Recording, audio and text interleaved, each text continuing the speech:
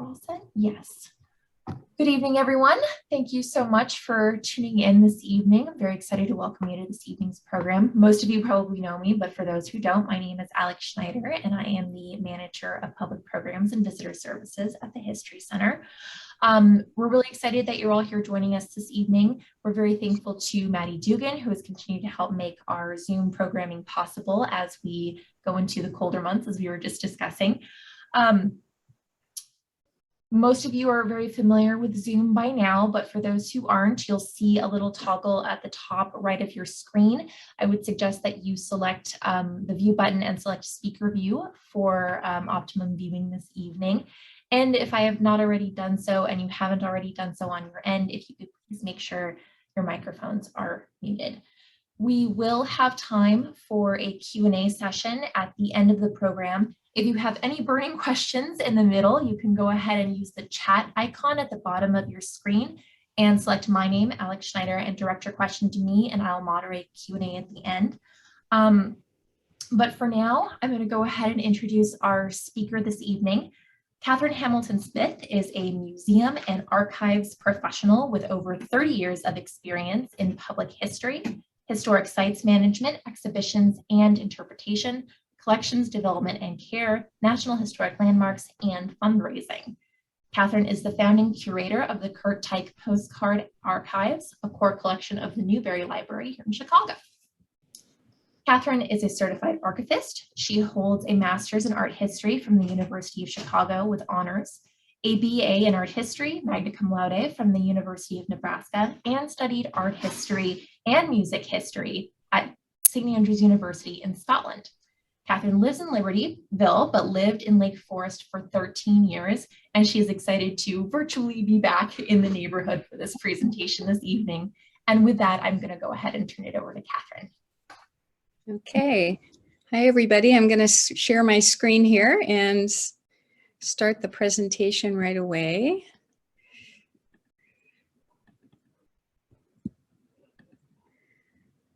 Alex, do you see that? Okay. Well, I see a few familiar faces amongst those who are attending tonight. So thank you so much for coming. And I was saying to Alex right before we got started that it's such a blustery evening that I think all of us are thankful that we're home with our cups of tea and our glasses of wine and our cats or whatever pet you have, and not having to venture out on this cold night.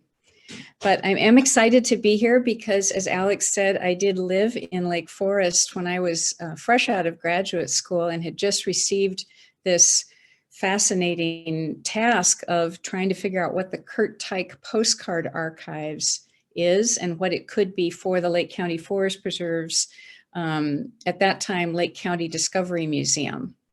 And that's why I know anything about postcards, because as a graduate student between my master's and PhD programs, I was looking for a job in history, in archives, and answered an ad in the Chicago Tribune because that was a long time ago, and that's how you got job postings. I was actually looking in a real physical paper under artist, because I do illustration, and there under archivist, which is cheek by jowl next to artist, was this very short want ad for a person needed to catalog postcards. And it sounded intriguing to someone who studied so much art history. And so I looked into that, and that was almost 40 years ago. It was the beginning of my career with the Lake County Forest Preserve District, which managed the Lake County Museum, which had taken on this huge commitment of an archives from a Chicago printing firm, which I'll tell you about this evening. But I want to take a minute to say that I am here not directly under the auspices, but I speak around the state as part of the Illinois Humanities Council Rhodes Scholar Program, which is how Alex found me, even though I'm here under a different auspices this evening. But this is the presentation that I and others that I give as part of the Rhodes Scholar Program. This is the 2021-22 group of scholars who go around the state and are available to speak for free to public institutions and libraries and other civic settings. And I am the one at the bottom, on the bottom row right in the middle. I'm actually the only black and white picture on this promotional cards. And I encourage you, if you're interested or are with any other, like on a library board, to contact the Rhodes Scholar Program, because all of these folks have something fascinating to relate. It's all free programming, and I encourage you to go on the Illinois Humanities Rhodes Scholar site and see what else is there besides postcards this evening, that I'm going to speak with you this evening. So this, I'm going to start by showing you this. This is me almost 40 years ago with millions and millions of postcards on the floor of one of the archival buildings out at Lakewood Forest Preserve, which is out near Wakanda, between Mundelein and Wakanda. So just to give you the briefest sketch of what the Curt Teich Postcard Archives was, it's from a company that printed postcards in Chicago for many, many years, one of the largest postcard printers in the world, actually, and I'll tell you a little bit more about that. When the owner of the company passed away, his youngest son knew that his father had kept examples of everything that the company printed during all the years that they printed postcards, from about 1898 to 1978. And the son of the founder, Curt Teich's son, was looking for some public institution to take the collection, and it came to the Lake County Forest Preserve District, and they decided to take on this task. And again, I'm just sort of briefly sketching why I am speaking with you today. I was a young person who was just hired out of graduate school to take on the idea of this enormous postcard collection. So I'm going from that brief sketch, just so you understand a little bit about how I came to know something about postcards, to how postcards emerged on the public scene at all.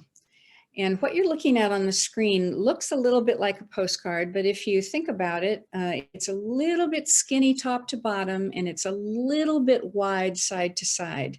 It's a bit more like the dimensions of an envelope than it is a postcard, and you'd be right. In the late 1840s, 1850s, and into the Civil War years, decorated envelopes and decorated writing paper became available as part and parcel of the burgeoning technology of chromolithography that became less and less expensive to produce, and so became more and more available to average people. Decorated envelopes and decorated writing paper were available in association with travel, by and large, going on holiday, going on vacation, going to some sort of site that was meaningful in some way. And so they're not unlike postcards in that people bought them when they were having an experience. The one you're looking at here is an American example that shows our nation's capital. And then this, which is an example of the writing paper that might go in one of those decorated envelopes, is from about 10 years after that envelope I just showed you. This is an English example. You can see that the caption below the image says it's on the coastal town of Bournemouth. You can read that date of 1861. And the message that the person is writing is very similar to what they might write on a postcard. I've been waiting to write to you for a long time, waiting so that I could get a sheet of paper with a pretty picture on it. And then right at the bottom, there's a little X, almost like you would see on a treasure map, and you see that it says "Our House." And if you look up at the picture itself, right in the middle distance, right on the sort of white part of the cliff where the sun is shining, there is an X like a treasure map, and that must be where her holiday house was. So these decorated letterhead and decorated envelopes were used very much like just 20 years later postcards would be used, but they still had to be folded, put into the envelope, and sent just like we would fold a piece of paper today, put it in an envelope and send it. In 1869. So if you think of that last piece I just showed you, 1861. So we're 8 years later, in actually October of 1869, in the German-speaking territories of Europe, specifically Austria, came on the scene something that's gets us a little bit closer to the idea of postcards, and they are Korrespondenskarte, so the German for correspondence card. So here we have something that is stiff. It's on cardstock as opposed to on paper. And the difference between this and the postcards that as we think of them today is that on the non-stamped side of the card, there would be nothing printed. These were available for you as an individual to write some sort of message on them, or quite often producers of some product like an elixir or even a potbelly stove, any kind of home service, home objects might be imprinted on these blank cards. So that the producer, let's say of elixir, would go to the post office in whatever country, buy some of these blank cards, and then print on them whatever it is that they were advertising. It is a form of early direct mail advertising, because these were sent in the mail to encourage people to purchase the product or purchase the service. But they were only produced by post offices in the various countries, not by individual entrepreneurs. The first postcards, as we think of them today, were printed in 1889. You see the front and back of one of them here, and you can even see on the back, on the upper left-hand side of your screen, the stamp date of September 1889. They were printed for the Paris Exposition of 1889, the centerpiece of which was the completion of the Eiffel Tower. And even today, if those of us who in the audience tonight who've been to Paris, we've been to the Eiffel Tower, gone up in the Eiffel Tower, so it's still one of the places to go in Paris. But at the time it was built in 1889, it was the tallest human-made structure on the face of the earth. So not only was it beautiful and sort of amazing, but it was also as high as you could get off of the face of the earth anywhere. So this was, of course, pre-flight. So unless you were on a mountain, in which case you're actually still on the earth, the ascent of the Eiffel Tower was not only something to look at, but something to just, an experience to be had. Now, the French newspaper Le Figaro took this idea of these stiff cards that didn't need to be put in an envelope and married it to this experience that people were going to have and had at the 1889 Paris Exposition, and got and printed a series of postcards of the Eiffel Tower that would only be purchased if you ascended the Eiffel Tower and went up to the post office that's still there on the Eiffel Tower and from which you can post postcards. But in 1889, these were considered the first picture postcards as we know them today, because on them is a picture. It's not just a card that's blank to receive somebody else's advertising or message, but rather this is how the consumer would have purchased them. Now you see this example, one of these 1889 cards has the stamp and the address on one side and the picture and the message on the reverse side, on the recto. That's how these early postcards were designed. In fact,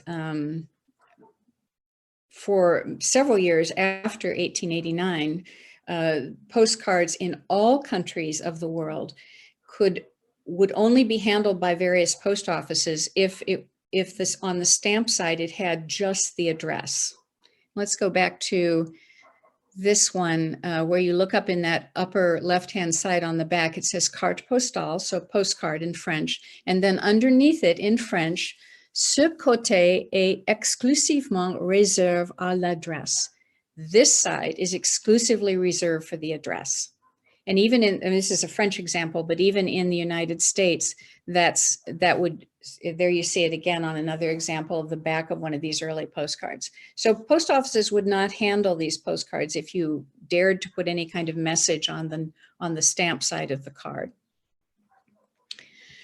Consequently, postcards like that first 1889 Eiffel Tower card were either designed to accommodate a message where the image itself is quite small, it's up in a corner, it's off to the side, so that you really could fill that the rest of the space with the message. We even have examples of, such as this one, which are Victorian period and early Edwardian period cross writing, where the person who's writing the message would write it one way and then actually physically turn it even diagonally. I've seen examples where it's written over diagonally so that they could make the most use of that space for their message. And so that takes us to Chicago. Going all the way back to the Illinois Humanities Council Rhodes Scholar Program, all of those people that you saw, including myself, we all speak on some subject, but all of them have to have something to do with the history of the state of Illinois. And here's where Chicago comes in. Because those first picture postcards, the 1889 Paris postcards, were followed just a few years later in 1893 in Chicago at the World's Columbian Exposition, when Charles Goldsmith, entrepreneur, got special dispensation from the US Postal Service to do exactly what had been done in Paris just a few years before, and produced 12 designs of the beautiful buildings that were constructed for the World's Columbian Exposition. So while Paris is considered the home of picture postcards worldwide, Chicago is considered the home of American picture postcards. And you see one of the 12 designs here. So that takes us to this story all the way back to me sorting out all those postcards, and the story of one publisher in Chicago and how the Curt Teich Postcard Archives came to be handled by the Forest Preserve District and then now is at the Newberry Library in Chicago. So the man you're looking at here is Curt Otto Teich. He was born in 1877 in Greiz in Germany. I'll show you a picture, and then lived mostly in Lobenstein. This is where Lobenstein is in this modern map of Germany, just so you can kind of locate it in your head. But I'll go back to Curt. This is Curt Teich when he was 19 years old. And I have a 19-year-old son. I just have to tell you that he doesn't look nearly as self-confident and as sort of like, you know, a go-getter as this young Curt Teich. But Curt's father, Christian Teich, came to the World's Columbian Exposition in 1893 as a visitor, as hundreds of thousands of people did from all over the world.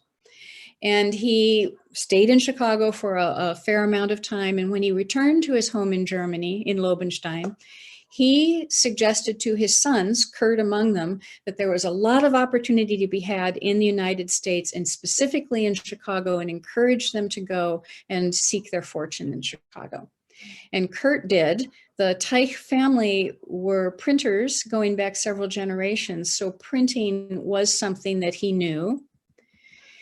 Oh, I forgot I put this in. This is a postcard of Lobenstein, which gives you an idea of where Curt Teich was coming from at the time he moved to Chicago, of all places. Almost couldn't be more different. I mean, this looks like rural Wisconsin maybe, but it certainly doesn't look like Chicago in about 1898. He founded Curt Teich and Company in 1898. You're looking at actually the third of the three plants that the company inhabited in Chicago, the third and final of the three locations. This one is at Irving Park and Ravenswood.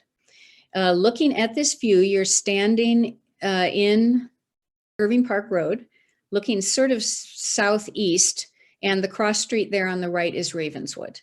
And because I imagine most of the attendees live in Lake Forest and Lake Bluff, or have ever taken the train from the train station in Lake Forest, it goes right by this building. You can see it very clearly on the right-hand side of the east side of the train as you're going, well, east side of the train tracks. And you can still see, look at the 5-story addition to this building way up on the top at the roof line. I know you can't make it out, but you see that they're painted on the side there. That says Curt Teich Direct Mail Postcards. And you can still see that on the building today as you pass it, taking the train into the city or back from the city. This building still stands. It looks very much, well, here, let me go. That's what it looks like today. So very, very similar to what it looked like when Curt Teich built it. He built this building for this purpose. I'm going to go back a few. This is a postcard advertising view of the building before that 5-story addition was added to the east. But I show it because it gives you an idea a little bit of how Curt Teich started in business as what came to be the world's largest producer of picture postcards. You see all the things that his company purveys. So they do offset printing, they do lithography, they'll do your binding jobs for you, retouching, and then on the right-hand side, postcards, blotters, envelopes, letterhead, folders, circulars, direct mail advertising. When he started in business, he was a jobber printer. He even printed a German language newspaper at the time. He printed almost anything that would come through the door. But very soon after 1898, by about 1902 or 1903, he specialized in picture postcards, and he really never looked back. I'll show you a couple of interior views of the plant down there at Irving Park in Ravenswood. This one is a 1910 view of the very first offset printing press. The man you see at the left there is not Curt Teich. He is a pressman, which then and now was a highly respected, very specialized job. What you're seeing loaded on the front end of this press, these big sheets of paper, that is how postcards were printed then and now. They're printed many up on large sheets of paper and then were cut as the final part of the process. So what you're looking at is that one of the first presses that was loaded with paper to print postcards. Eventually, the company owned so many presses that I think there were 30 presses. And here you're looking down that aisle and you can see the size of these presses measured about 30 feet long by 10 feet wide by about 10 feet high, 30 of them, Heidelberg presses. And the capacity that the Teich company had by the 20s, 30s, and 40s, they could print 2.5 million postcards an hour in the plant in Chicago. I'm not saying they did all the time, but they had that capacity, depending on what business through the door. But it gives you an idea of the phenomenon of picture postcards after 1893, really right by the turn of the century. Postcards were everywhere. It was a huge part of culture in the first 2 decades of the 20th century. So this is one of the printing floors. This is the art department, one of the art departments. The Curt Teich Company was an early employer of especially young men graduating from design schools in Chicago. They would get jobs here. And what I want to call your attention in this picture to the lights that are hanging over each designer's desk. Not only are there lights dangling from those long cords, but next to the lights are hoses, and that's because each of the desks was equipped with an airbrush hose. So it was, and I'll show you an example right at the end of my comments of how the artist that you see here took a black and white photograph and retouched it and augmented it to turn it into a color picture postcard. But that's what these young men are doing. And then you saw that picture before. So once Curt Teich began to specialize in postcards, he really never looked back. He eventually, by the 1930s and then into the 40s and 50s, he became best known for these iconic American, what we call today, large letter postcards. They didn't call them that at the time, but that's what we think of them today. And I think, strongly argue that these have become an iconic idea of American sort of mid-century culture. Even kids understand that these are postcards. If you did one that said greetings from, Disney World or something, people would understand what that was if they'd never used postcards before in their lives. So the Curt Teich Company was the most well-known purveyor of these, but their bread and butter, how he got his start, he and other public postcard publishers and photographers around the country was this, and that is views of towns and cities in the first few decades of the 20th century as the built environment of the United States changed so profoundly from an agrarian horse and buggy culture to a increasingly urban and car-driven, automobile-driven culture. And postcards documented all of that. They didn't intend to. It just happens that the phenomenon of creating these small pictures of place followed the trajectory of that transformation from agrarian horse and buggy to more increasingly urbanized car-driven culture. So you're looking at Coopersville, Michigan, but really that could be Libertyville, Illinois. It could be almost any town. We just happen to know it's Coopersville because we're looking at the caption that says so. But the part of the sort of every place, if you will, of early picture postcards is what makes them so important as documents of place. And as an example of this, I show you this interior of a savings bank in Pullman, Illinois. It's a nice looking place. You know, it has marble desks to write out your check. It's, you know, it's well appointed. It's modest, but it's a nice place. It could be anywhere. Again, we only know it's the Pullman Trust and Savings Bank because the caption tells us so. But these views of both exteriors, but especially interiors of common places might, without picture postcards, never have been photographed and would not be preserved to us today because they're not special enough. This isn't our nation's capital. This isn't the Eiffel Tower. This is an everyday place. And it's only because in those first several decades of the 20th century, the phenomenon of postcards was dovetailed with people's pride in where they came from, pride in community, pride in the structures that showed that their community was vital, like a bank, like a bandstand, like the new Carnegie Library, whatever it was in a place that made it their place, Coopersville, Michigan, or Lake Bluff, Illinois, that was all documented on picture postcards.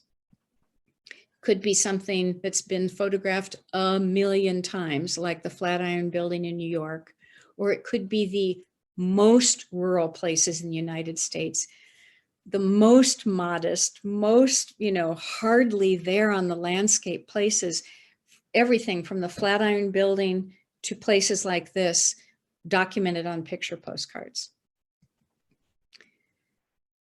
And I'm going to couple this train station of Sutersville, Pennsylvania, with this one, which is the first one I'm showing you tonight that's more familiar to our audience, and that is the station at Lake Bluff, Illinois. You know, they're both modest. The Lake Bluff one a little more fancy, if you will, because it's brick and it has a little bit more, it's a little bit more in keeping with the population that supports it. It's a commuter town that leads into the city of Chicago. So the building is more significant, but I think I would be in safe territory if I said every single train station in the United States, rural or urban or suburban, was documented on picture postcards. So I'm going to take you on a quick section of sort of the wonderful world of postcards and what actually ended up on them in the heyday of postcards. So I'm just going to show you some examples of how, what I kind of call the black hole of postcards, because just everything in world culture was printed on postcards, good and bad. I'll show you some of the bad, but mostly the good. This is one of my favorites. It's an early auto court in Portland, Oregon. I like it because it shows that beginning of auto tourism in this country, where the average everyday person had a little bit more leisure time. Maybe they owned an automobile at this point, and they might have a little bit of expendable cash, and people started to get out on the road, and they weren't just staying right next to where they were raised, but rather would begin to travel. So I like this one, especially because the structure itself bridges so perfectly home and adventure, because this adventure looks just like a home. You know, the cutaway shows there's a quilt on the bed and a little warming stove. I mean, it looks like you're entering a little tiny living room, and yet this is a tourist cottage, an auto court cottage, associated with early auto tourism. Just about 13 years after that last one I showed you was printed, this one was printed by the Teich Company in 1939. Now Americans are really on the road, and the streamlined look of the amenities that service the cars, which looks sleeker and more modern, as that transition from a rural to an urbanized culture transpires. So this is an especial favorite of mine, of all the like hundreds of thousands of postcards in the collection, because it's the colors of it so beautifully mirror the time period, that sort of high streamlined deco 1939 look. But everything in communities was recorded on postcards. This is Pumpkin Pie Day in Longmont, Colorado, which is now it's almost a suburb of Denver. But I recently found out that Pumpkin Pie Day is still celebrated in Longmont, Colorado, 100 years later. But here it is in about 1910. My favorite detail of this is on the right-hand side where it says coffee goes with pie, and the huge vats of coffee that they're serving with this pie I find completely charming. But not just local happenings, but very momentous world happenings were documented also, such as this, which anthropomorphizes the meeting of the two oceans when the Panama Canal was completed, and it gives the canal statistics down there on the lower left-hand corner. Sports ended up on postcards. This is the 1906 Chicago Cubs team picture. And to be fair to a Chicago audience, this is the 1906 White Sox team picture in the same year. But this one, now this is the first Curt Teich card I'm showing you. This one is from Highland Park, so very close to home. And it is I'll refer to this in a few minutes a little bit more thoroughly, but this is a real photo postcard, which means it's not printed by a publisher such as Curt Teich, but rather printed, it is an actual photograph printed on 3.5 by 5.5 inch photosensitized paper. It's also about 1910 or so, and you can see that, you know, I love this for its sort of casual easiness, which is what some real photo postcards looked like. They weren't this sort of staged, perfected, printed card or image, but rather just someone had a camera and they took a picture and they printed it on a postcard. So sports, but also kind of cultural experiences, if you will. And I have a series of 4 postcards tonight that show a couple of different aspects of one part of the American experience, and that is the African American experience. This particular one I'm starting with is, I don't know if anyone has ever heard that motto, "Tell 'em we're risin'," the young colored Americans' message to the world. When I first saw this card, which was printed by the Curt Teich Company, I had no idea what that, I didn't know the history of it. I didn't know what "Tell 'em we're risin' meant. And I'll just briefly explain to you that there was an African-American leader named Richard Robert Wright. He was born in 1855, so 5 years before the Civil War in the South. And so he was a little boy at the time, at the conclusion of the Civil War, 1865. He was just 10 years old. At the conclusion of the war, in the years following the conclusion of the war, Union generals would go down into the South to do public speaking and try and heal the wounds of the Civil War. And when this little boy, Richard Robert Wright, was then 12 years old, when a Union general, O.O. Howard, came down to do just that. He was in Atlanta, where Wright was living at the time, and he was addressing the crowd and trying to heal the wounds of the war. And at one point in his oration, he called out to the crowd, "What message shall I bring back from the South to the North when I travel back?" And this little boy, Richard Robert Wright, called out, "Tell them we're rising." And the papers got a hold of it, and it stuck. And Richard Robert Wright later became a not a civil rights leader. It wouldn't have been called that in his day because he passed away in 1945. But he became a leader of the struggle of African Americans to emerge from slavery and become part of culture. And so this postcard, which, you know, when you first come upon it, you don't know what it means, actually has a great depth of meaning. So something as sort of jubilant and forward thinking as this, to this, if you read along the bottom edge of this, it says this is the colored men's dressing room at the National Malleable Castings Company in Indianapolis, Indiana. So it comes from a series of 10 postcards, each depicting the colored men's, colored women's, and white men's, white women's, and employees' facilities. And what's interesting about this series, we have no idea why this castings company in Indianapolis decided to do a series of the employee amenities at their company. But what's interesting about it is that there's no difference in the level of the facilities. For instance, in the three that I'm showing you here, look at the one that's in the upper left-hand corner. It says it's the white men's dressing room. So I'm going to go back to this one, which is the colored men's dressing room. There's no difference in them, the size of them or what's in them. They are simply segregated. So this is a really excellent example of how these picture postcards, because there were picture postcards printed of everything in these early decades, captured something as culturally significant as segregation, unwittingly. I mean, this was just a job. It came into the Teich company. Teich printed it. It was a job to him. But to us now, 100 years later, it's much more meaningful than that. And then the final one in this series is this, printed by the Curt Teich company in 1923.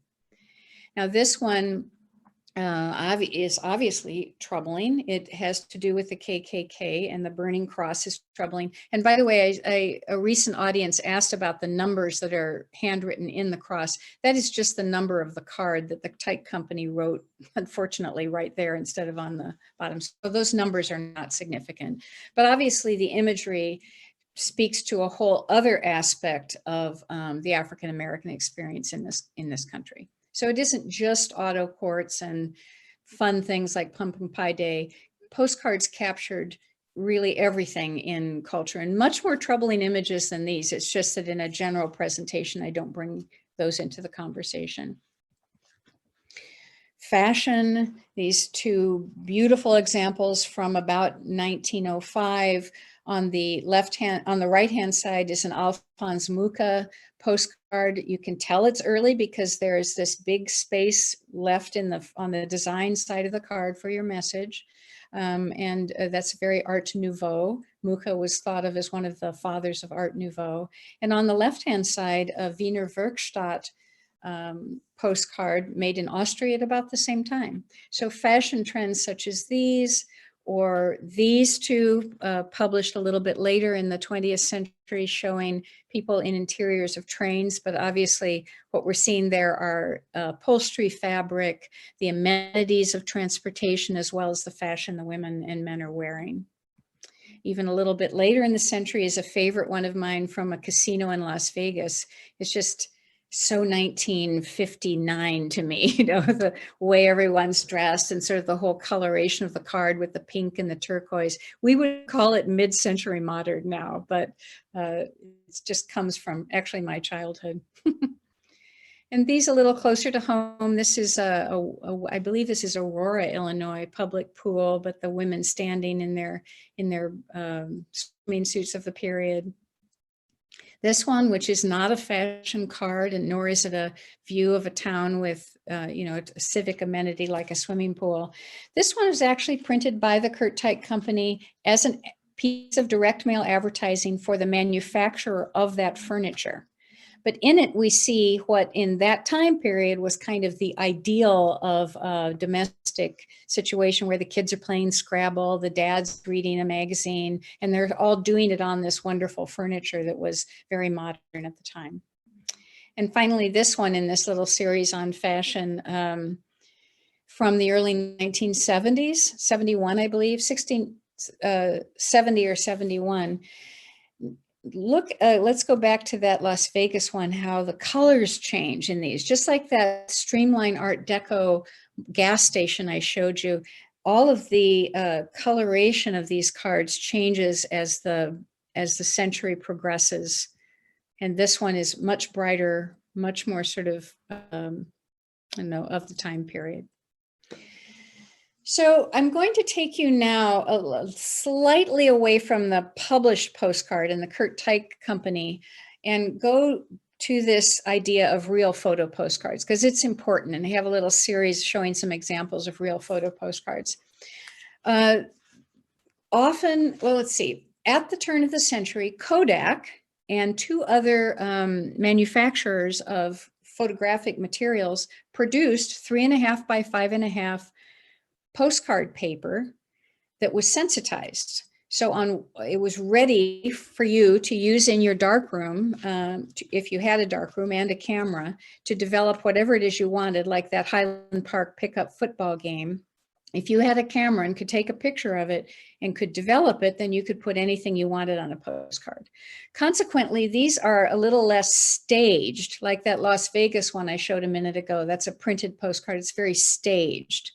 This one is very spur of the moment, not spur of the moment, but this is a collapse of a bridge in Pennsylvania, weather phenomenon, weather events such as this tornado in Omaha, Nebraska, were often pictured in real photo postcards.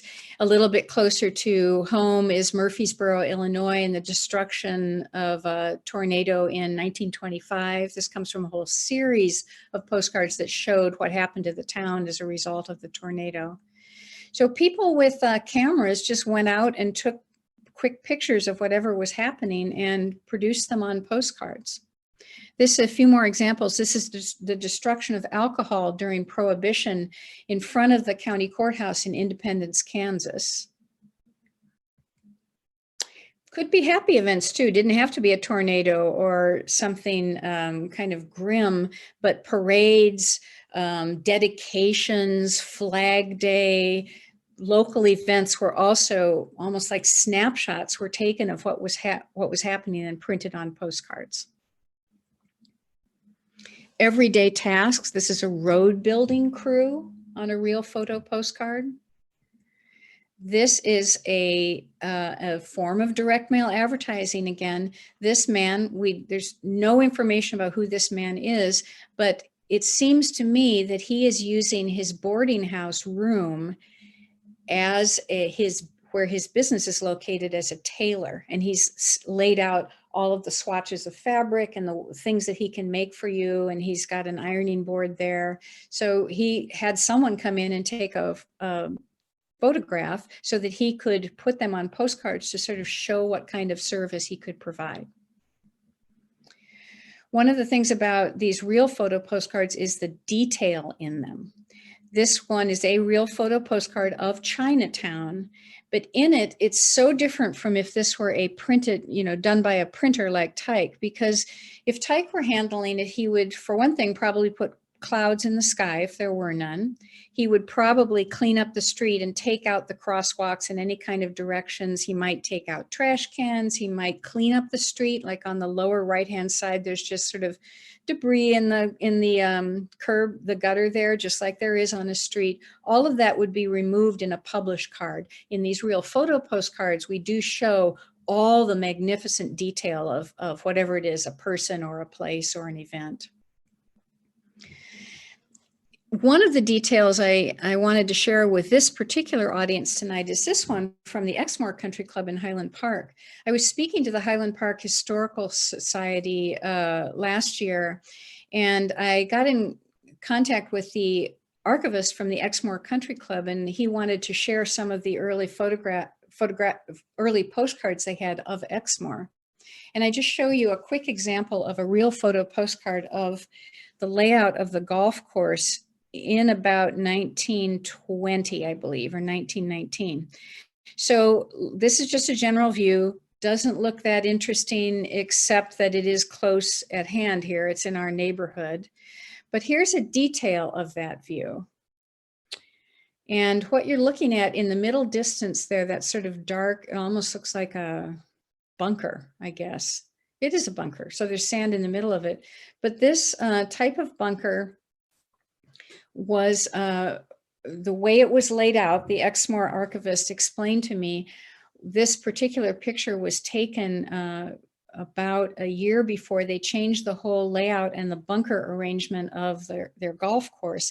And something about the way these are laid out and constructed was in the Scottish links course tradition. And then the following year, when Exmoor decided to redo their course, they hired a course architect and sort of took away that traditional Scottish positioning. But here we have an example of a, unbeknownst to whoever was taking this, they weren't trying to record that this was happening, that this course was going to be laid out differently. But the archivist shared with me that this is one of the only pictures they have of the earlier course design. People are pictured on real photo postcards in a way that they're not on the published cards. Here's two anonymous people. I just happen to like them. The guy on the left and on the right-hand side is just pictured with this magnificent horse. And on the left, I mean, on the right-hand side, pardon me. And on the left of your screen is an unidentified rattlesnake wrangler who's captured these two rattlesnakes and wanted to have someone take a picture of him in action, so to speak. All kinds of activities and people were documented on real photo postcards. This is an itinerant preacher who is going around spreading the gospel in his you know, kind of gypsy style wagon. And then these two characters. So it isn't just like the odd rattlesnake wrangler and people who are out doing strange things. On the right-hand side, that is my great-grandfather, Andrew Jackson Salee. And this is a real photo postcard. I encourage all of you to look this evening or sometime over the weekend at your own family's photo archives. And maybe there's something around 1900, 1910 that you've always just taken at face value as a photograph. And if you flip it over, you might see that the back has a stamp box and a place for a message or a divided back. And that's the case. So my great-grandfather wrote this to my grandmother. That's how it came down to me. Little could she know how much this would mean to me. But he actually wrote on the back of it exactly what happened. And that is that he said, a photographer came to town. And we know that itinerant photographers, there were hundreds of them around the country who sort of had a circuit, and they would come to a rural location and stay in that location for a certain amount of time. Not usually, not in a place like Lake Forest or Lake Bluff, because even at the turn of the century, those were more developed. They were in proximity to a city so that there would be regular photography studios, but in very rural places there were not. And so these itinerant photographers had their business was to go around, set up in a storefront or even in a tent for a certain amount of time. You know, the prop that my great-grandfather's hand is on, that's not his. This is in a studio. So a temporary studio. And he said, a photographer came to town and I bought 10 of these. He didn't call them postcards, but they are postcards. And then he proceeded to list everyone he'd sent them to, and my grandmother was among them. And then on the left-hand side of your screen, that is my father on a real picture postcard taken at Rockefeller Center right before he shipped out to serve in the Pacific in World War II. So this one is a little bit different from his grandfather on the right-hand side, because at Rockefeller Center, someone had the concession to do that. It's a tourist location. So if you're up on top of Rockefeller Center looking at that wonderful skyline south and the Empire State Building, then someone has a concession, but it's nonetheless a picture postcard. Still, people are photographed, portraits of people are made in this way. And it could also be very famous people. What you're looking at here is a real photo picture postcard of Benito Mussolini. And you can see that it's written all the way across the back of the card, and it looks like it's written in a foreign language, but it's not, it's in English. So if you want to read along, I'm going to actually read what that says. It's kind of fascinating. It says, "This is a recent," underlined, "photograph of Mussolini. A strong face, but not the brutal one some caricatures make of it. Mussolini's mother taught him to read when he was 6, and when he was 9, she insisted, notwithstanding his father's indifference, that he should be put into a boys' school. He had a few terms in a normal school in Bologna and a few in the university at Lausanne. He is a great student of history, political economy, and languages. Of these last, he speaks 4, and at 38, he is leading Europe, some say the world." So because we know Mussolini today, that's a very chilling thing to have written in English. So it's an English-speaking person who has written in 1921 when this was published. So he's a young man at the time. So it's the rattlesnake wrangler, it's my great-grandfather and my father, and it's Benito Mussolini and everyone in between. And one final thing about real photo postcards before I leave that subject is this funny one, because if you were an average person, let's say all of us, we live in 1910 and we all have little cameras and we buy some of this sensitized paper and we go out and we're taking pictures of our town. What you had to do in those years was, if you wanted a caption written on the negative, you had to write it backwards. So if you ever see real photo postcards that have backwards ends, it's because whoever was doing it couldn't quite figure out writing backwards under a dark cloth how to write that end forward so it would read forward when it was printed. So I'm taking you back to Paris, and I'm just doing it with this absolutely charming postcard of a puppet show in the gardens along the Champs-Élysées. I'm just taking us back to Paris in 1889 and the whole beginning, to make a point about the importance of postcards as a mode of communication and how enduring that is. This one you see is postmarked in 1907. The person says, she's writing from the Eiffel Tower, and she says, "Yesterday it was a clear day in Paris and we had a good time in the afternoon. We went to the top of La Tour Eiffel," 1907. And then this postcard, sent in 1999 from the Eiffel Tower, you can see 1999. It's really the exact same message. "I'm writing to you from the clouds. We're at the top of the Eiffel Tower looking at beautiful Paris as she spreads below us." And my point in this is to say that not only do postcards have documentary value, as I'm trying to demonstrate, but as a form of communication of experience.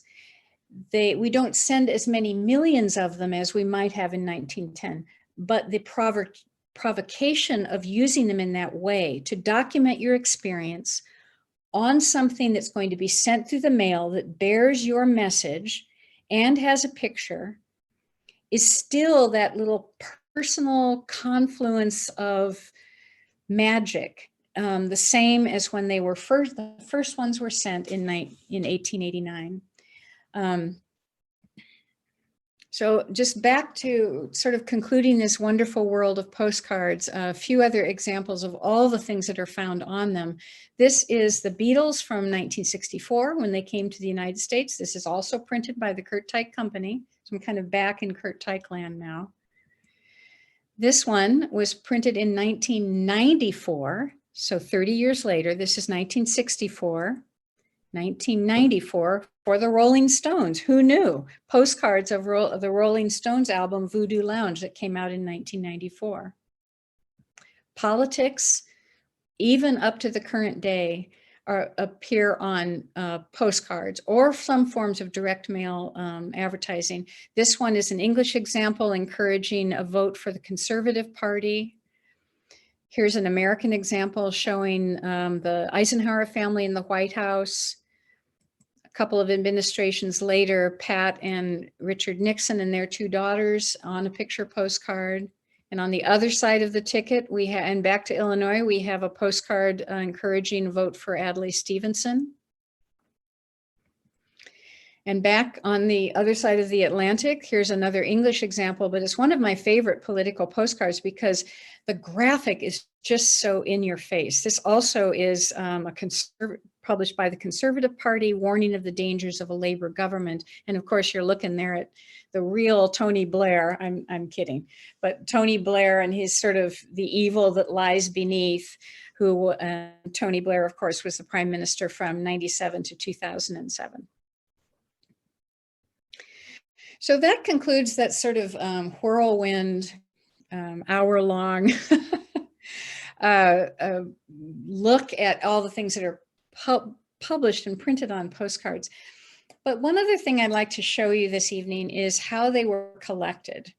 People don't collect them in quite the same way as they did in what's referred to now as the Golden Age of Postcards, which is from 1889, those first Paris examples, to about the First World War, when everybody had postcards in their lives. You would have to be the most impecunious person in the world to not have encountered postcards in some way. Everyone had them, everyone sent them. It was a form of parlor entertainment. If you had people come over, you would pull out your postcard album and show postcards that you had acquired yourself or that maybe your aunt had sent. And here's an example of one from about the turn of the century, a postcard album.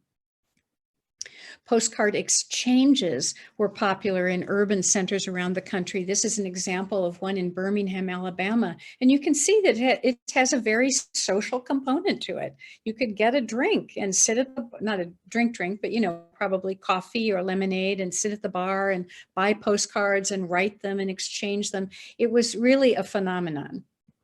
Even in modest 5 and dimes and drugstores around the country, such as this one in Indiana, postcards were very prominently featured. You see on the left-hand side here several different display racks, including one that's in the shape of a Ferris wheel that actually rotates so you can pick which card you want to purchase.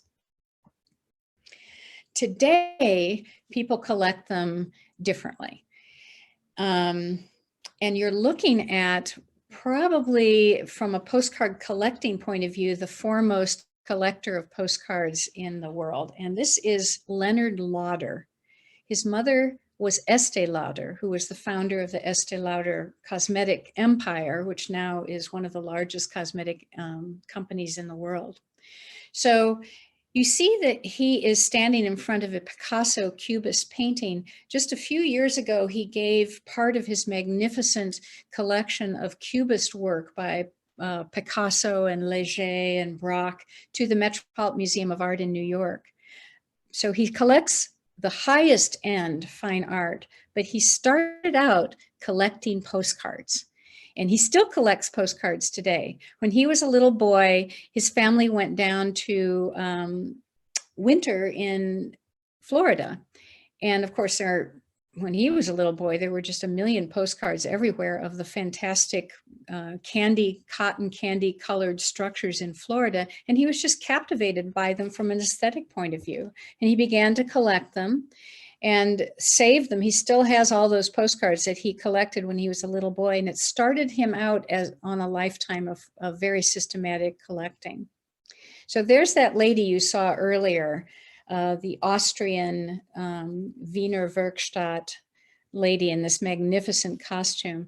But I'll show you just a few examples of the high art postcards that Mr. Lauder collects. He collects Wiener Werkstatt cards.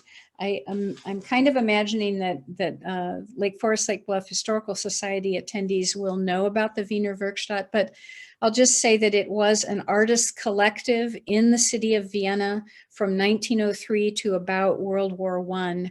And they did furniture, textile design, but they also designed 925 art postcards. And here you see 2 of them. He collects these. He collects also Japanese art postcards. Here's 2 examples from that collection. He collects views of Japanese architecture. This is the Imperial Hotel, which was designed by Frank Lloyd Wright, as a matter of fact. But he also collects some examples of history. He's interested in women's right to vote movement and the suffragette movement. He collects Santa Clauses, which is kind of a departure from what else I've shown you that he collects. And this one in particular is valuable because Santa's wearing a purple cloak instead of the more traditional red cloak. And then he also collects 1933-34 Chicago World's Fair cards. So you can see that what ties all these together is that they're all aesthetically interesting. He started out on his life of being interested in art and collecting art by being interested in the images of postcards. So he's a very high-end collector. And the reason that he comes into this is not just to touch on collecting postcards in general, but at a certain point, once we started working with the Curt Teich Company collection at the Forest Preserve District, we began to widen the scope of the collection and acquire the collections of others. And Mr. Lauder did give some of his collection into the Curt Teich Postcard Archives. There are other such collections from private collectors that are not from the Curt Teich Company, but they're added to the archives. There's one of amusement parks. Here's two wonderful examples, an early Disneyland example and White City in Chicago on the left. And then we have a wonderful collection of Route 66 postcards. That it was a private collector who had the goal of collecting all the postcards published for Route 66. I'll show you a couple of examples of those. Wonderful map that shows the route from Chicago to Santa Monica Pier in California. And every fantastic thing between you know, California and Chicago, just street views. This is Winslow, Arizona. This one is one of my all-time favorite cards in the entire collection, I guess because it speaks to me as a baby boomer, sort of the cars when I was a very little girl and the neon and the colors of it, also on Route 66. And then this one, which is one of my favorites from the Route 66 collection, because there's Route 66, you know, the highway in the desert right out in front of nothing. You know, there's no clouds in the sky. There's just nothing except this amenity where you can, you know, get a cocktail and get refreshed and buy some Native American artifacts. And it's all on Route 66. Okay, so we're nearing the end. I know I'm a little bit over my hour, but the last thing I want to show you from the Teich Company is this example. If you remember when I showed you the view of the art department, where they had the airbrush hoses that were over everyone's easel desk, a drawing board desk, I should say. Here is an example of one postcard and how it was transformed from a black and white photograph into a finished postcard. So you're looking at the finished postcard from 1951 of Kirk's Better Foods in Sioux Falls, South Dakota. Looks like a nice place, 1951 in South Dakota, you know, seems pretty typical, could be any place. Here is the black and white photograph of Kirk's that would be sent by a salesman who had this territory up in South Dakota, was trying to drum up postcard orders to send back to Chicago. So here's what was sent to Chicago in order to make it into this. So on the back of the photograph are written all the indications that the printer and the art department needed back into Chicago to transform this photograph into a postcard. And look at the photograph for a minute here. You've got a bus tray right in the middle center on the lower end. There's a cloth that's fallen behind the counter by the waitress's feet behind that counter. One of the things you might notice is in the finished postcard, there's wallpaper on that wall, and there is none in the actual place. We can only guess that they were maybe redoing it, and Kirk was intending to add wallpaper and needed a new advertising postcard. So here is on the back of that photograph some of the directions. So they're saying the ceiling is dark green, the walls are light green, the seats are buff and light green. So they're going over all the colors, and look at that bottom direction there. It says remove farmer at door. And so sure enough, there was a farmer in overalls at the door. You would think that in 1951 in Sioux Falls, South Dakota, that would be okay, but no, they want the farmer removed. And so there's the retouched photograph that the art department would be creating, and the farmer and all of his group that were leaving are gone. They've cropped it up so that you don't see that bus tray. They've added the wallpaper. They also cropped it so that you don't see that cloth, and kind of cleaned up the floor beyond the counter. And then the wallpaper is an interesting detail, because in these art files where the photographs and all this retouching are in the collection, we sometimes have an actual piece of whatever it is. If the color was important, like upholstery or carpet, or in this case, wallpaper, an actual piece of it would be sent to the plant in Chicago so the printer could get that color right. And we have, I just showed you one of the files that would have followed this transformation around the company, the plant floor in Chicago. There are 121,000 of these files that follow the creation of the postcard from that black and white photograph. Okay, we're almost done. I'm bringing you to Lake Forest and Lake Bluff to give you some local examples of all this fabulousness.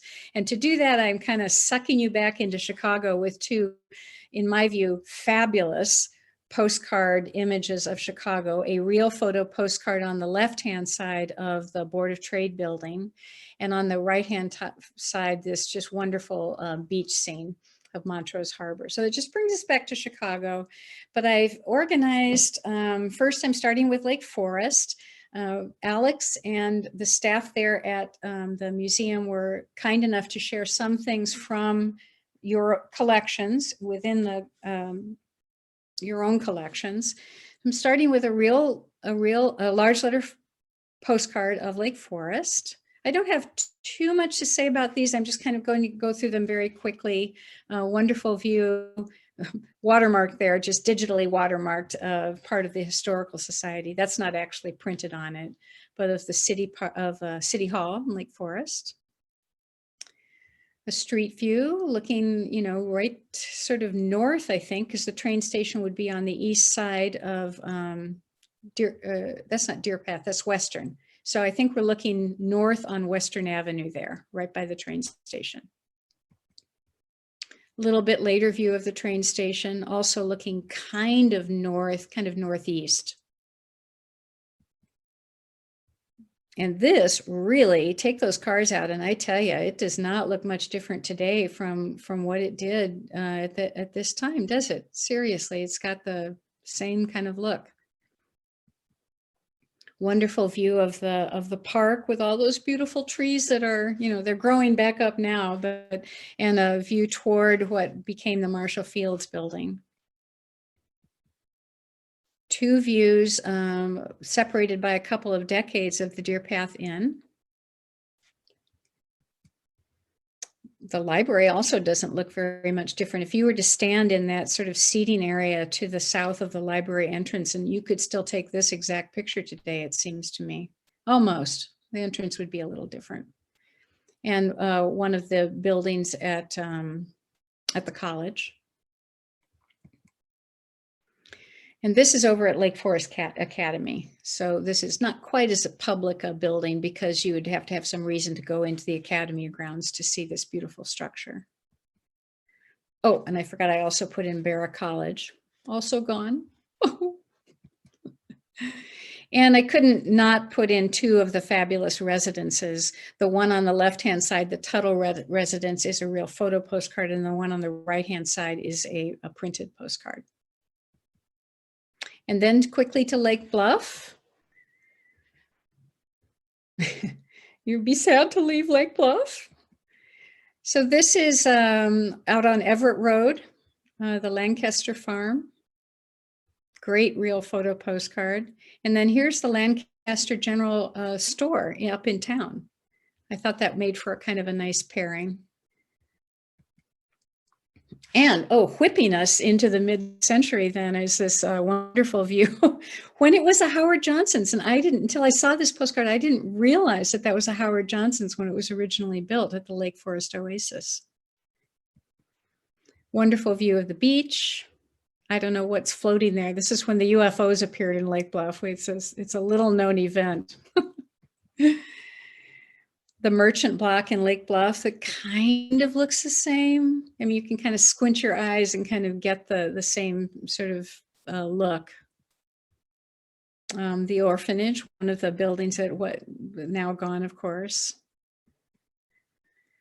And on the Lake Bluff side, not on the Lake Forest side, but I found a couple of views online of postcard views of motels. I think because you're getting closer up, well, you're getting along Route 41 for one thing, and then closer up by the Navy installation, just a little bit north, that there are more motels on the Lake Bluff as you head up north. And here's another one, the Gans Motel, Route 41 and 176.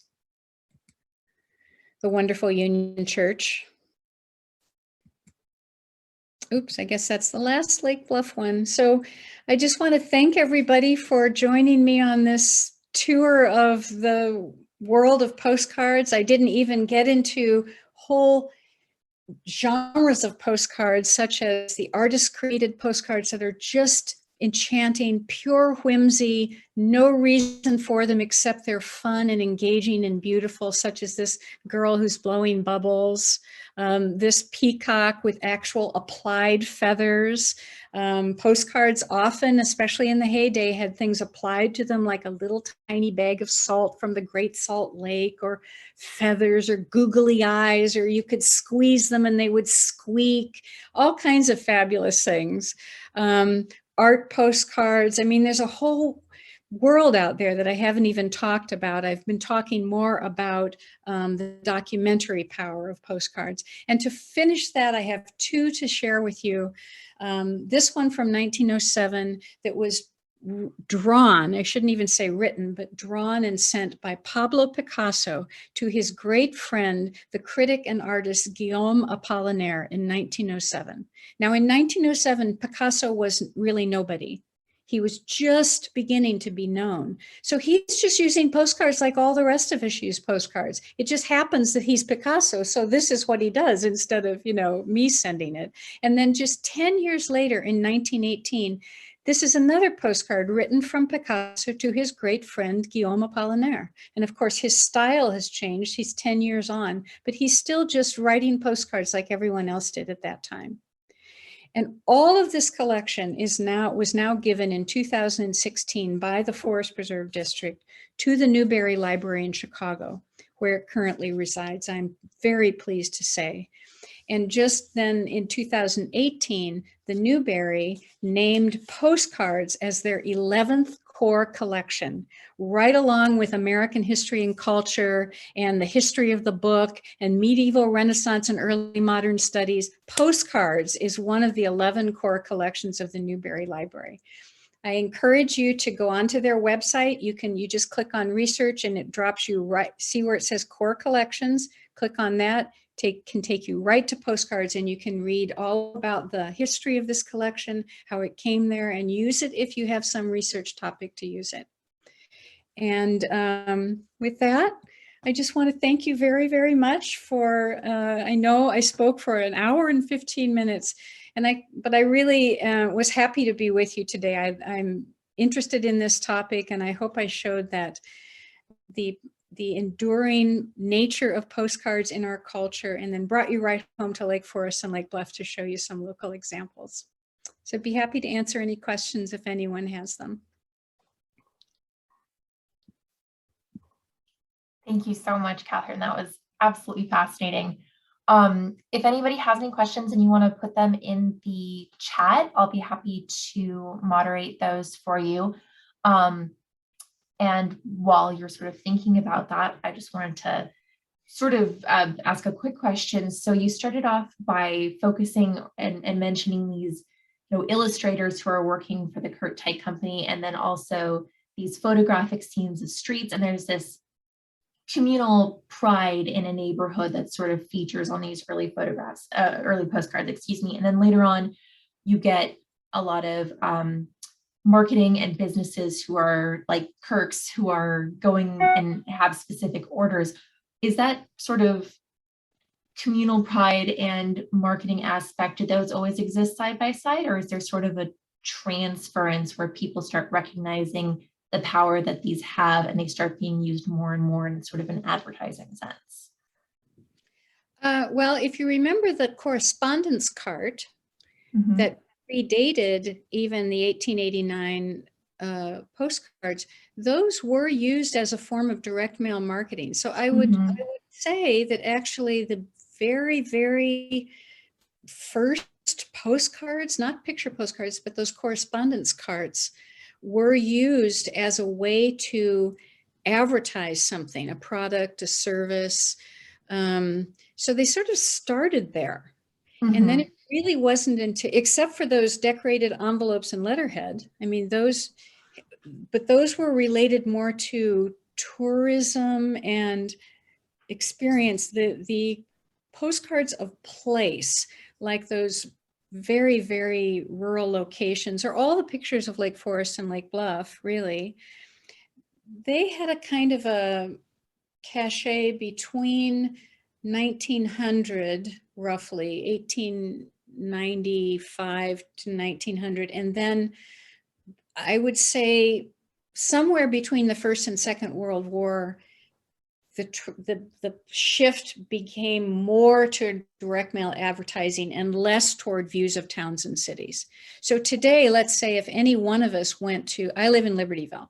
Let's say I went into the drugstore in Libertyville, you would not be able to find a postcard of a street view of Libertyville because we all have these. You know, we're always taking pictures of our dinners and anything. I do it too. I'm not poo-pooing that, but we have, as people had their own method of recording place, that became less necessary, if you will. In 1900, very few people had cameras. So if you wanted to send to your Aunt Martha in Kansas a picture of your town, you could buy a postcard and send it. And it was available to most people. So yeah, it started out in advertising, then it went to this big, several decades long time period where it was mostly, well, it was both advertising, but also place, recording these places. And one other thing I'll say is just that it was at that time that place changed so profoundly, especially in the United States, that the new Carnegie Library was built, a new bandstand was built.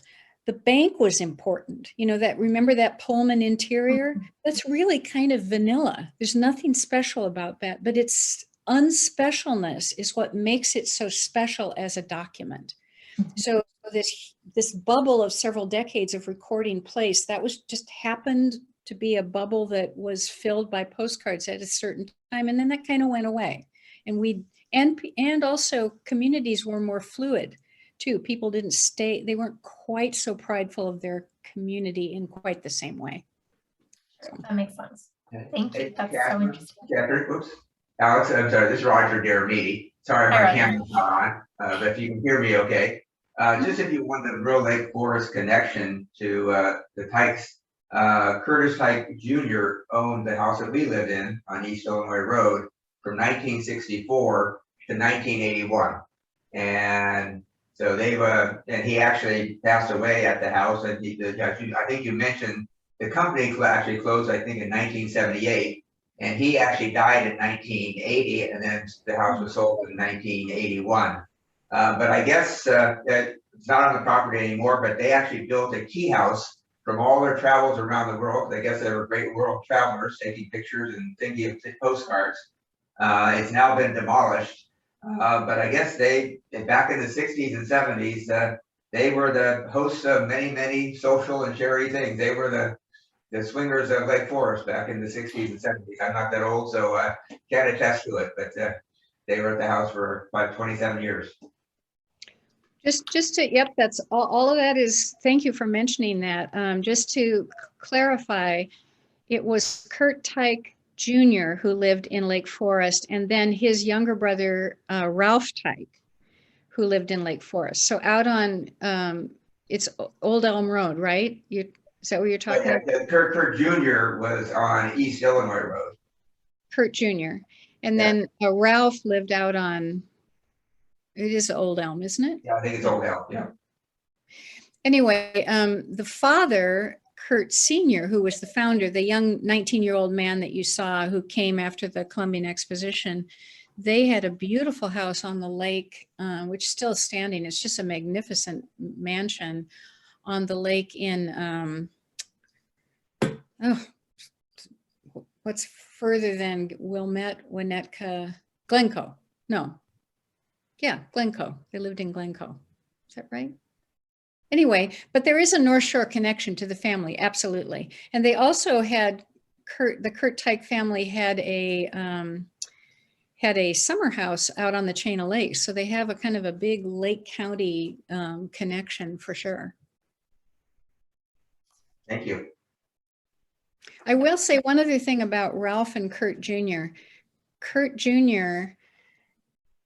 is when the father died, and this, I didn't even mention that the reason why all this existed is because Curt Sr., the founder, he had a policy of saving 15 examples of every card they printed, beginning with card 1, and they numbered everything. So there is a card 1, then card 2, then card 3, then card, and then they started numbering them according to series, which are coded so you can understand the date. I mean, eventually the company just got so big and they had different styles that a customer could order, but they did start with card 1. And from card 1 until 1978, they had a policy of saving examples of everything they printed. And that's how this has come down to us, that they had that very systematic policy. And it just happened that the company's stock and trade were pictures of the world as it changed in the first 7.5 decades of the century. That's what they sold. And they kept scrupulous record of that. So it's quite an amazing story. But Curt Jr. was beginning, after his father died, to sort of get rid of that archives. And it was Ralph Teich, the youngest son, who stopped that process. And he is the one solely who is responsible for this being saved, because he tried to find a public place to take it, to understand it, to interpret it, and to make it available to the public. And they tried a few places, including the Chicago Historical Society, who at the time said, which is, I see Jerry Sosby is nodding, who at the time said that they would take the views of Chicago, but they didn't want the whole thing. And it's good that they didn't, then Ralph Teich didn't say, okay, well, here's Chicago, you have yours, and Pittsburgh, you have yours. And, for one thing, that would have been an endless task, but Ralph Teich understood that it was amazing that this collection was intact and that it should be respected as a total look at what the largest volume producer of View postcards had produced of the first 3/4 of the century, and that needed to be respected, as well as just the individual views. So it is Ralph Teich, and solely Ralph Teich, who advocated for this collection and found it, got it in public hands. And then eventually the Forest Preserve District, it was, it was way out of the mission at that point. It was too big. And that's why it was given to the Forest Preserve, to the Newberry. No. My memory of it, Catherine, is that Ralph had shopped it around. He had. He didn't find anyone. And the museum director at the time, Gary Keller, thought it was a good idea. And I remember he came into my office with this idea. And I said, what's this got to do with a forest preserve? And he said, well, it comes with a little money. And my memory of this is, what was that, 40 years ago? He said, well, give us money to buy an Apple computer. Who'd ever heard of an Apple computer 40 years ago? And the whole idea was to to create the database with this. I believe it was about a $35,000 grant. Oh, no, Jerry, it was $500,000. Oh, well, initially, I think the initial thing, was, maybe he came around later. I think the initial. Came around. Right. But it had to do a lot with the chemistry between Ralph and Gary Keller. And we're so thankful, that they found you and that you came to Lake County, and what a treasure you have been. So I very much appreciate this. I'm speaking to the gallery right now. So we're so fortunate to have you. Well, I think it all just fell into place, but I'm often captured by how getting the right mix of people for the job. I mean, I didn't do all this myself. We had staff. That was part of what the money was for, was they hired me, complete greenhorn, and still a graduate student. I didn't have my degree at that time. And I almost feel like I was such a babe in the woods. I didn't even know, it's like, oh, sure, I'll catalog this and no problem. But if Ralph Teich if all those pieces hadn't fallen into place, Ralph hadn't advocated, it would be in a landfill, because Curt Teich Jr. was not shopping around. He just wanted to get rid of it. And he did end up putting the glass plate negatives in a landfill. So it was, I know. And so it's just a good tale that has a really happy ending, because eventually it's not in the mission of the Forest Preserve District, and we would not collect it today. There's no way, because you're more careful about mission than 40 years ago. But now it's just amazing that this exists, because it is without parallel. There's no other collection like this in the world. And now it's in the hands of the Newberry Library, so that it can be boosted by actually, that's their mission, as opposed to within the Forest Preserve District. That's just not the mission. But thank goodness 40 years ago, you and Gary Keller, who was the museum director, promoted it, and it just happened, Yeah. Well, right now a different view of the Curt Jr. that was in my house for 27 years. Catherine, we have one more question from the chat. I want to make sure we squeeze in, specifically about the Route 66 postcard collection, and if the collector managed to get one for each site along the route, and if those are also available for viewing in the Newberry collection. Yes, that's called the James A. Powell Route 66 collection. If you go on the Newberry website under Core Collections, Postcards, you can specifically click on just the Powell collection. I don't know how much of it is digitized, but I think almost all of it is digitized. It's absolutely available for research.